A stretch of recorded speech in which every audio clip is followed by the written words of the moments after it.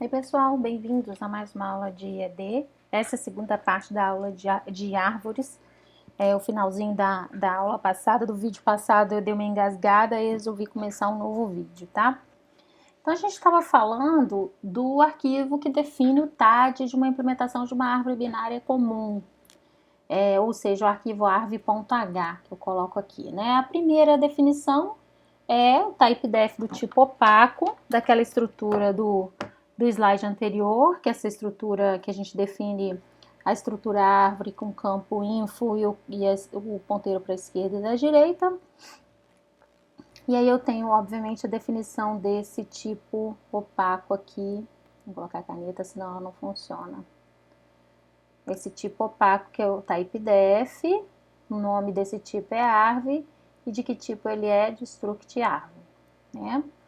Eu tenho uma função arv cria vazia, que cria uma árvore vazia, recebe obviamente nada e retorna um ponteiro para a árvore.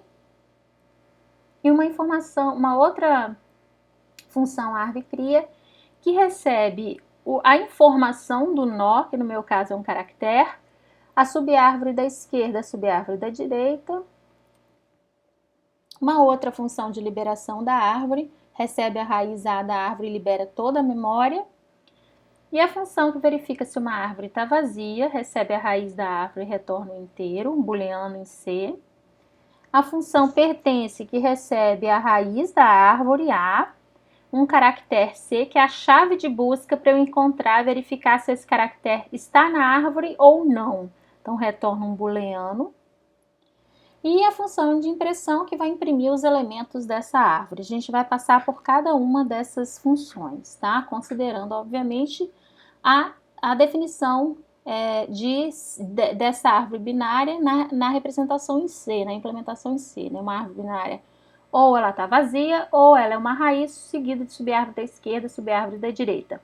É interessante que essa definição vai ser essencial na definição dos algoritmos recursivos, tá? Que a gente vai, se vocês lembram lá da aula de recursão, a gente vai precisar de casos base e a redução da recursão. Então, essa definição aqui de árvore vai aparecer nesses algoritmos recursivos. A gente vai ver daqui a pouco. Começando com a função de árvore cria vazia, que ela cria uma árvore vazia e, portanto, retorna num. E aí a função de árvore cria, que recebe a informação do nó, a subárvore da esquerda e a subárvore da direita desse nó. E aí a gente vai fazer o seguinte, obviamente, um malloc, né, para criar um novo nó. A gente faz o malloc como vocês estão acostumados. Agora, nesse caso, é uma estrutura árvore, que é aquele nó, aquela definição do struct de nó que eu passei para vocês. Esse novo nó está sendo apontado pelo ponteiro auxiliar P. P seta info, que a informação vai receber o caractere C. Se for de aluno, iria receber aluno. Se fosse de uma lista, iria receber uma lista. P, que é o novo nó que eu criei, seta ESC, que é a subárvore da esquerda, vai receber a subárvore da esquerda do parâmetro. E dir, P seta dir, que é a subárvore da direita, vai receber a subárvore da direita, que é o outro parâmetro. Retorno A, ok?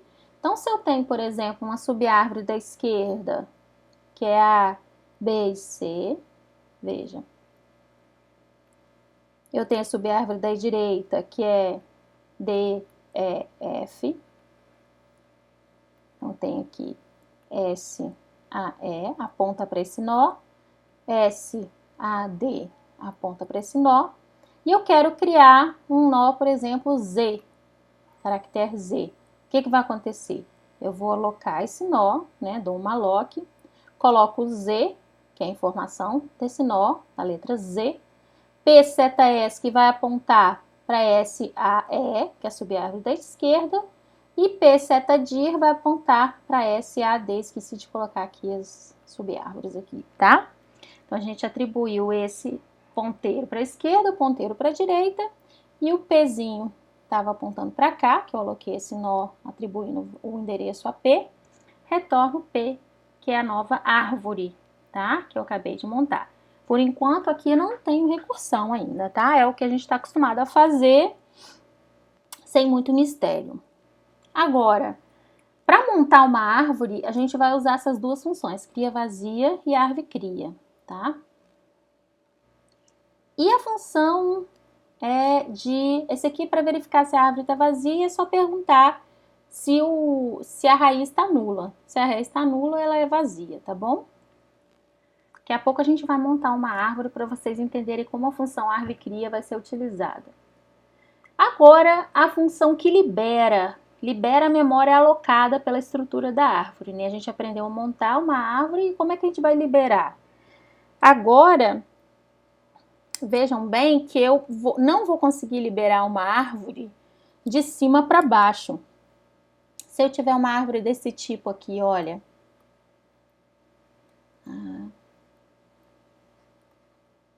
B, C, D. Se eu tiver uma árvore desse tipo, pessoal, eu não posso simplesmente começar a dar um free no nó A, que foi alocado com uma lock, né? Se eu der um free no nó A, eu vou perder referência para subir árvores de A e não vou conseguir liberá-las. Então, nesse algoritmo de liberar, eu vou ter que caminhar até no fundo da árvore, ou seja, até encontrar os nós folha, e jogar com a recursão para eu ir eliminando de baixo para cima esses nós, tá?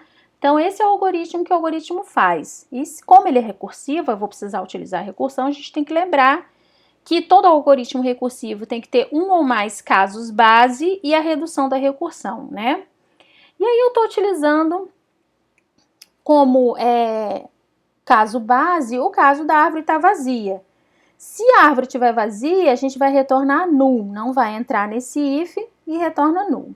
Agora, se ela não estiver vazia, a gente vai chamar a função recursivamente para a libera para subir a árvore da esquerda, recursivamente para a direita e só depois que a gente vai dar o free para liberar a raiz, ok?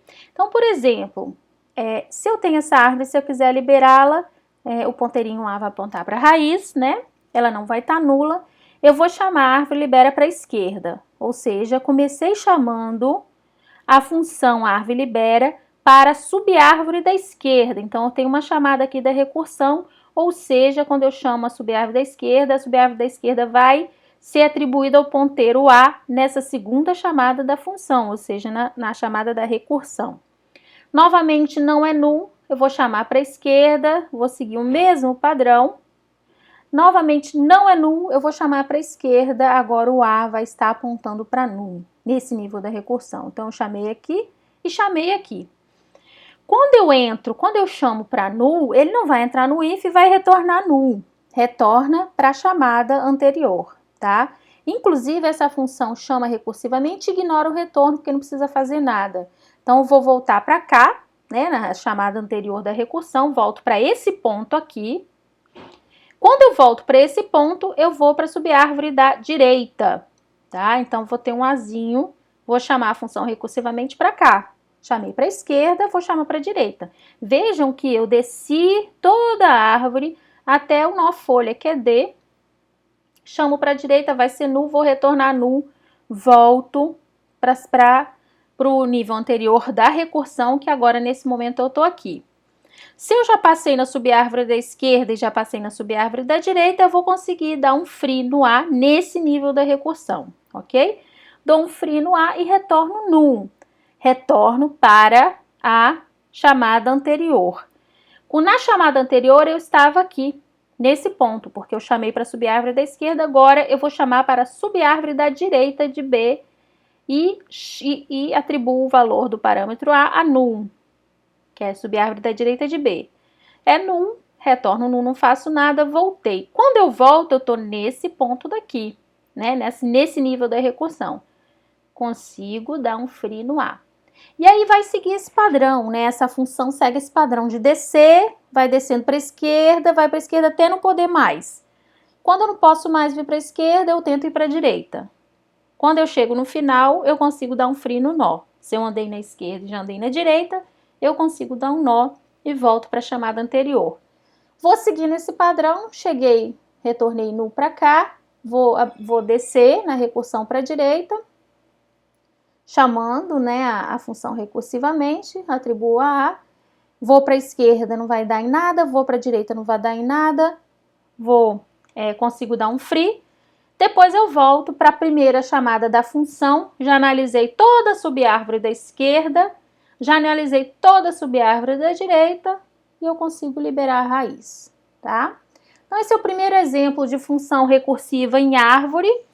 A gente tem o caso base, que é o caso da árvore tá null, e a redução da recursão, que vai chamar a função recursivamente passando a subárvore. Em algum momento essa subárvore vai ser null, que é assim que a gente organizou nas estruturas de dados. Então, em algum momento, a chamada da recursão vai chegar no caso base, né? Se a nossa árvore estiver consistente na memória. Outra função importante é a função pertence, que vai verificar se aquele caractere, né, eu estou utilizando a chave de busca que é a própria informação, está nessa árvore, né? Essa função é muito interessante e aí ela usa dois casos base, né? O primeiro caso base, essa árvore está vazia. Se a árvore estiver vazia, é óbvio que o C não está na minha árvore, retorno 0. Estou retornando booleano, né? 0 se não tiver e 1 se ele tiver. Então, esse é o primeiro caso base. O segundo caso base é se a raiz que eu estou analisando já contém a informação, que é essa daqui. Então, se C for igual a seta_info, isso aqui vai ser 1 e o return 1. Se vocês entendem o operador lógico OU do C, se um dos operandos do OU for 1, o C nem analisa o resto da expressão lógica e já retorna 1. A mesma coisa funciona para o AND, tá, gente? Se um dos operandos do AND for 0, ele nem verifica o resto e já retorna 0, né? A analogia aqui é feita com os dois operadores lógicos. Então, nessa função aqui, a pertence, eu tenho dois casos. Se a árvore for vazia, eu retorno 0, dois casos base.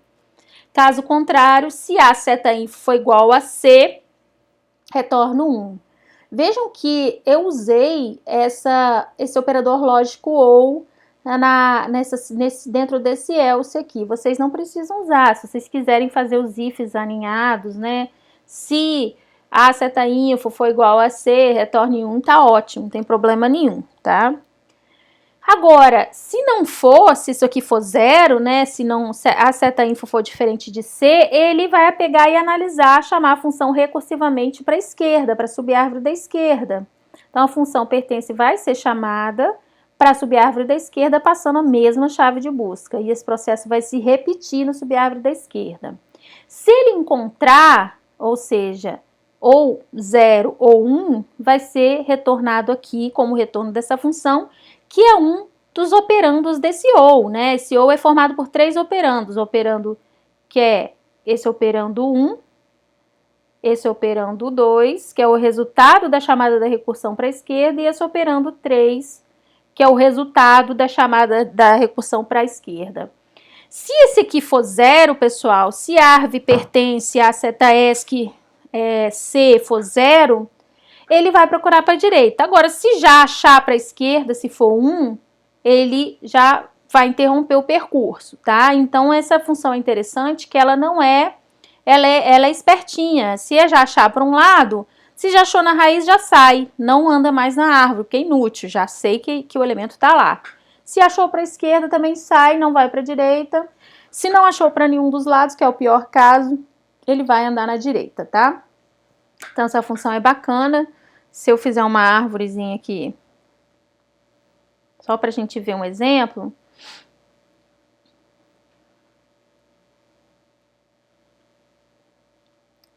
Então, imagina que eu queira achar o D, tá? Estou buscando para ver se a árvore tem D. A primeira chamada não é vazia, então entro no else. A seta_info não é igual a C, então eu vou chamar a função recursivamente para a árvore pertence à esquerda. Tenho a primeira chamada da recursão e o A vai estar nesse nível, tá? E aí vou analisar a mesma coisa, não é nulo, não é igual ao que eu estou procurando, o que eu estou procurando é D. Eu vou andar para a esquerda, né? A primeira sempre recursão aqui é definir para a esquerda. não faria diferença se eu utilizasse aqui a direita, tá, gente? Essa árvore, ela não tem nenhuma organização, então se eu colocasse para a direita e depois para a esquerda, não tem problema nenhum, estaria com o mesmo desempenho. Só que agora, chamei a função recursivamente para a esquerda, agora a esquerda de B é null, e eu tenho agora atribuído a null, que vai cair nesse primeiro caso base, eu vou retornar 0. Então, retorno para o nível anterior, 0. Esse retorno aqui vai ter o valor 0. Ou seja, esse operador operando 2 vai ter o valor 0. Como é 0, vai ser 0 em cima e 0 aqui, no segundo operando, eu vou passar para o terceiro. Eu preciso analisar, né? Se um dos operandos do ou é 0, eu preciso ainda analisar os outros. E agora eu vou chamar a função recursivamente para a direita de D. Eu parei aqui, venho para a direita. O A vai ser atribuído para cá. Olha que interessante. Nesse momento, eu caio no caso base. Nesse segundo caso base, né? O A seta info vai ser igual ao C que eu estou procurando, que o caractere que eu estou procurando é D. Como é 1, né? Vou sair, vai ser 1. Vou sair do return 1. Eu já subo para o nível anterior da recursão com 1. E o nível anterior estava aqui. Ele analisou para a direita de D, retornou 1. Isso significa que vai retornar 1 para o nível anterior. Retornei o valor 1 para a primeira chamada da recursão. Então, esse valor aqui, árvore pertence para a esquerda, vai ser 1. Ele nem vai analisar para a direita de A e já retorna o valor 1 para o cliente, tá? Ou seja, o D está lá na minha árvore. Essa é a função pertence. A imprime também é recursiva, né? Eu posso imprimir de algumas formas. Eu estou imprimindo a primeira vez aí, imprimindo os elementos dessa árvore, primeiro da raiz, né, a seta info, depois da subárvore da esquerda, depois da subárvore da direita. Utilizo aqui nessa função recursiva a condição da árvore não ser vazia, né, se a árvore for vazia é uma condição de parada dessa recursão. Se a árvore não for vazia, eu vou dar um print na raiz, na seta info, mostro a raiz, depois chamo para a esquerda e chamo para a direita, né? Então, se eu tiver aquela árvore A, B, C, o Azinho tá para cá, não é vazio, vou printar o A, esse aqui é a minha saída. O A, seta info, chamo para a esquerda. Chamei a função para a esquerda, de novo aqui, não é vazio, vou printar o B. Fui para a esquerda, vai ser vazio para cá, para a esquerda de novo, chamo para cá, mas não, vou entrar no caso base. Vou para a direita, entro no caso base, retorno para a raiz e eu já analisei, portanto, a esquerda do nível da raiz, vou agora para a direita. À direita eu vou imprimir o C, analiso para cá, não tem nada, tá vazia, volto, já fiz tudo que eu tinha que fazer, saio. Então, a saída desse print aqui, dessa árvore aqui, vai ser A, B, C, tá? Esse é um exemplo de notação, um exemplo de árvore na notação textual de menor e maior. Essa árvore aqui, vocês lembram de montar, como monta utilizando essa notação, é B, D. A gente montou exatamente essa árvore, subo aqui ao C, o E e o F. Então, essa árvore é essa em notação hierárquica, que é bem mais intuitiva pra gente. E aí, se eu quiser montar essa árvore com esses comandos que eu acabei de fazer, eu vou chamar a árvore cria, que é a função que eu passo a raiz e a subárvores. Então, eu começo de baixo para cima, sempre começo dos nós folha, depois eu vou para a raiz, né? Então, estou criando primeiro a subárvore D, que é folha, tá? Depois eu crio a B, que está em cima, passando... Então, estou criando um novo B, passo a esquerda de B é uma subárvore vazia, mas a direita de B já é a subárvore A1 que eu montei no comando, na expressão anterior. E eu vou seguir nesse padrão, depois eu faço a E, que é a folha, depois F, que é a folha, depois eu começo o C, eu faço o nó C, que tem como subárvore da esquerda E e F, eu estou representando por A3 e A4. E depois, finalmente, a raiz A, que é formada pela informação caractere A, A2, que é a subárvore B, e A3, que é a subárvore, A5, que é a subárvore C.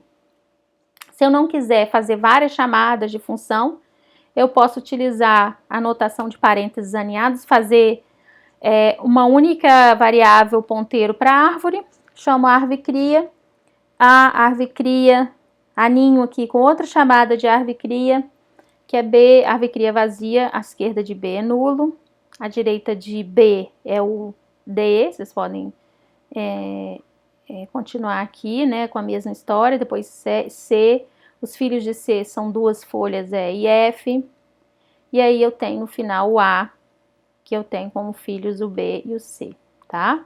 Então, dessa forma, eu crio a árvore. Se eu quiser, por exemplo, liberar essa subárvore aqui, x, y, z, eu posso caminhar na árvore dessa forma aqui, né? A seta ESC. Na verdade, aqui eu tô querendo criar, né? Eu posso criar essa subárvore, x, y, z são duas folhas, dois nós folha. Então, eu crio com duas subárvores vazias, tá? E eu posso, da mesma forma, querer liberar essa subárvore, né? Eu posso, lembrando de atualizar esse ponteiro aqui, né, para null. Então, eu venho a seta ESC, que é esse ponteiro, vai receber null, liberando, que é o retorno do libera, de A.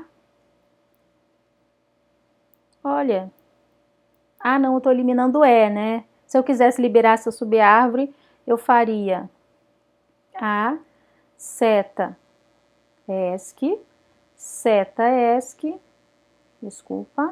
recebe arv, libera de A seta ESC,